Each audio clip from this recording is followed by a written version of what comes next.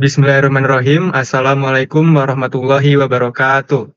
Selamat pagi, siang, sore, dan malam bagi teman-teman yang menonton video ini. Jadi, kami dari kelompok 1, kelas C, Prodi S1 Ilmu Komputer, akan menjelaskan mengenai materi Hamming Code tentang mata kuliah Teori Informasi dengan guru pembimbing Bambang Hermanto, Eskom MCS. Sebelumnya, izinkan kami memperkenalkan diri terlebih dahulu. Yang pertama ada saya sendiri, Rafid Harunofrian dengan NPM 2217051009, dan ada rekan saya yang bernama Muhammad Aksan Adi Pratama dengan NPM 2217051097, dan ada rekan saya lagi yang bernama Yunisa Diah Pratiwi dengan NPM 2217051078, dan selanjutnya ada yang bernama Dimas Kurniawan dengan NPM 2217051161. Jadi, kita akan masuk ke dalam materi apa saja sih yang akan kita bahas pada presentasi kali ini. Yang pertama itu ada introduction atau perkenalan apa itu Hamming Code, lalu yang kedua ada property dan feature, yang ketiga ada aplikasi dan keterbatasan, dan yang keempat ada implementasi, yang kelima ada contoh, dan yang terakhir ada kesimpulan. Kita akan masuk ke agenda pertama yaitu introduction yang akan dijelaskan oleh Aksan. Kepada Aksan dipersilahkan. Kasih Hamming code itu. Jadi, Hamming code adalah keluarga kode pengoreksi kesalahan linier yang digunakan dalam ilmu komputer dan telekomunikasi untuk mendeteksi dan mengoreksi kesalahan dalam transmisi data. Kode ini ditemukan oleh Richard W. Hamming pada tahun 1950 sebagai cara untuk secara otomatis mengoreksi kesalahan yang diakibatkan oleh pembaca kartu berlubang.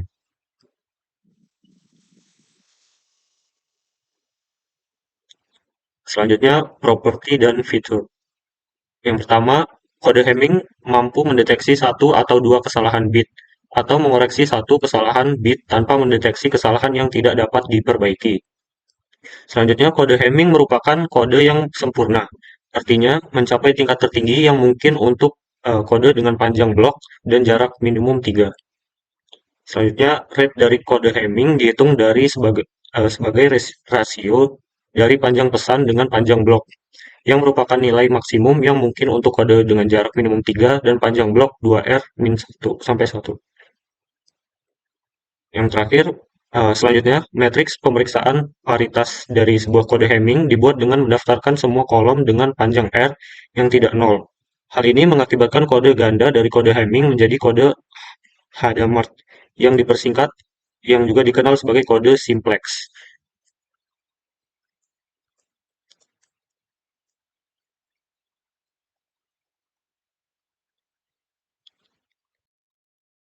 Baiklah, selanjutnya ada aplikasi dan keterbatasan. Yang pertama itu ada koreksi kesalahan dalam transmisi data. Jadi, kode Hamming digunakan untuk mendeteksi dan mengoreksi kesalahan dalam transmisi data, memastikan penerima menerima data yang sama dengan yang dikirimkan oleh pengirim. Sebagai contohnya, dalam komunikasi satelit, kode Hamming memainkan peran kunci dalam memastikan integritas data yang diterima. Kemudian ada efisiensi. Kode Hamming dalam teknik koreksi kesalahan yang relatif sederhana dan efisien yang tidak memerlukan banyak sumber daya komputasi, sehingga ideal untuk digunakan dalam jaringan komunikasi berdaya rendah dan bandwidth rendah. Contoh penggunaan yang signifikan dalam sensor jaringan nirkabel di lingkungan yang memerlukan penggunaan daya yang hemat.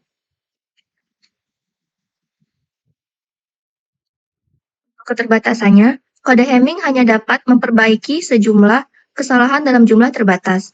Dalam aplikasi di mana beberapa kesalahan mungkin terjadi, teknik koreksi kesalahan yang lebih canggih mungkin diperlukan. Sebagai contohnya dalam penyimpanan data pada media fisik yang rentan terhadap kerusakan. Teknik koreksi kesalahan yang lebih kuat seperti Reed Solomon codes sering digunakan.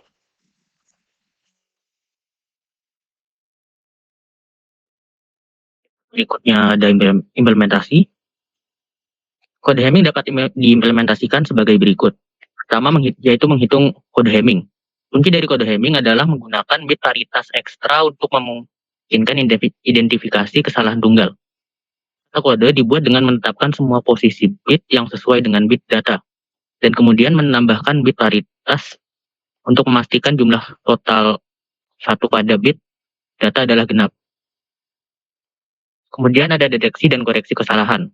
Untuk mendeteksi dan mengoreksi kesalahan, penerima memeriksa bit paritas dan mengidentifikasi posisi bit di mana kesalahan terjadi.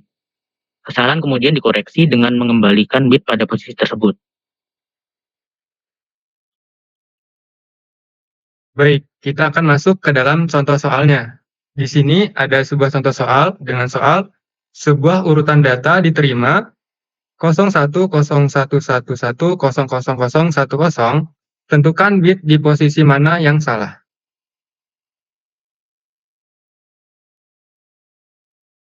Oke, jadi yang pertama adalah kita urutkan terlebih dahulu bit datanya. Lalu kita buat keterangannya untuk urutan pertama yaitu P1, urutan kedua P2, urutan ketiga B1, urutan keempat P3, urutan kelima B2, urutan keenam B3, urutan ketujuh B4, urutan kelima P4, urutan ke-9 B5, urutan ke-10 B6, urutan ke-11 B7, urutan ke-12 B8, urutan ke-13 B9, urutan ke-14 B10, dan urutan ke-15 B11. Selanjutnya, untuk yang P1, kita akan ambil data pada urutan pertama, yaitu angka 1, P1. Lalu kita lengkah satu angka untuk mengambil angka selanjutnya. Jadi, ini yang diambil adalah urutan yang ketiga, yaitu bit 0. Selanjutnya, lengkah satu lagi, lalu ambil angkanya, yaitu 1, lengkah satu lagi, ambil angkanya, yaitu angka 1, lengkah satu lagi, ambil angkanya, yaitu 1, lengkah satu lagi, ambil angkanya yaitu 0, lengkah satu lagi, ambil angkanya 0, dan lengkah satu lagi, ambil angkanya 0. Jika dihitung dan dijumlahkan, ini hasilnya adalah 3. Jika ganjil, maka menghasilkan angka 1. Lalu selanjutnya, untuk yang P2, dimulai dari urutan kedua. Lalu, ambil 2 angka. Setelah P2, berarti angka 0, dengan bit 0. Lalu lengkah 2, ambil lagi 2 angka, yaitu di urutan ke-6 dan 7 dengan angka 0, 1. Lengkah lagi 2, masuk ke urutan ke-10 dan 11, yaitu bit 1 dan 0. Lengkah 2 lagi, ke barisan 14 dan 15, yaitu angka 1 dan 0. Jika dijumlahkan, menghasilkan angka 3, yaitu ganjil. Jadi, menghasilkan angka 1. Selanjutnya untuk yang P3, di sini dimulai dari urutan nomor 4. Lalu kita ambil 4 angka, yaitu urutan keempat, 5, 6, dan 7. Untuk urutan keempat, yaitu P3, urutan kelima itu bitnya 1, urutan ke-6 0, urutan ke-7 1. Lalu kita lengkah 4 bit, sehingga kita ambil dari bit ke 11, 12, 13, 12, 13, 14, dan 15, yaitu 0, 0, 1, 0. Jika dijumlahkan, menghasilkan angka 3, yaitu ganjil, maka akan menjadi angka 1. Dan untuk yang P4, kita akan lengkah 8 bit. Jadi kita akan memulainya di bit ke-8, yaitu P4, lalu selanjutnya angka bit 1, 1, 0, 0, 0, 1, 0. Jika dijumlahkan, menghasilkan 3, akan menjadi 1 karena ganjil. Setelah mendapatkannya, P1, P2, P3, dan P4, yaitu 1, 1, 1, maka dimasukkan ke dalam Hamming code-nya. Di sini, jadi ditambahkan untuk yang P1, 1, P2, 1, P3, 1, dan P4, 1. Akan menjadi seperti ini. Selanjutnya, kita akan mulai dengan cara yang sama seperti di atas, tetapi untuk P1 diubah dengan hasil yang sudah ditemukan di sini. Lalu, kita akan mulai hitung lagi. Untuk yang P1, angka 1, lalu lengkah 1 lagi, dan seterusnya. Jika dijumlahkan, menghasilkan angka 4, yaitu genap. Jika genap, maka menghasilkan angka 0. Lalu untuk P2, sama seperti di atas langkahnya, yaitu dimulai dari urutan kedua, dan ambil 2 angka, lalu lengkah 2 angka, lengkah 2 angka. Jika dijumlahkan, menghasilkan 4, jadi akan diubah menjadi angka 0. Selanjutnya untuk yang P3, dimulai dari bit keempat. Ambil 4 bit, lalu lengkah 4 bit, dan ambil 4 bit. Jika dijumlah, menghasilkan 3 sehingga ganjil sehingga 1. Lalu untuk yang P4 dimulai dari bit ke-8 hingga ke bit 15. Dijumlahkan hasilnya 3, yaitu ganjil. Jika sudah menemukan keempat-empatnya, maka kita akan mulai perhitungannya. Untuk yang P1 dihitung dengan cara 2 pangkat 1 min 1. 2 pangkat 1 min 1 adalah 1, sehingga menghasilkan angka 1. Lalu dikalikan dengan 0, sehingga 0. Lalu untuk yang P2, yaitu dengan cara 2 pangkat 2 min 1, yaitu hasilnya 2, dikalikan dengan 0, maka hasilnya 0. Lalu untuk yang P3, 2 pangkat 3 min 1, hasilnya 4, dikalikan dengan 1, berhasilkan 4. Lalu untuk yang P4, 2 pangkat 4 min 1, hasilnya 8, dikalikan dengan 1, maka hasilnya 8. Lalu dijumlahkan keseluruhannya menjadi 0 ditambah 0 ditambah 4 ditambah 8. Hasilnya adalah 12. Maka ditemukan error di bit ke-12, yaitu bit 0. Seharusnya adalah bitnya 1. Berarti bit di posisi ke-12 yang salah. Itu merupakan cara menggunakan Hamming code untuk menentukan bit mana yang error atau salah. Selanjutnya, kita masuk ke kesimpulan yang akan dijelaskan oleh Dimas. Kepada Dimas, dipersilahkan.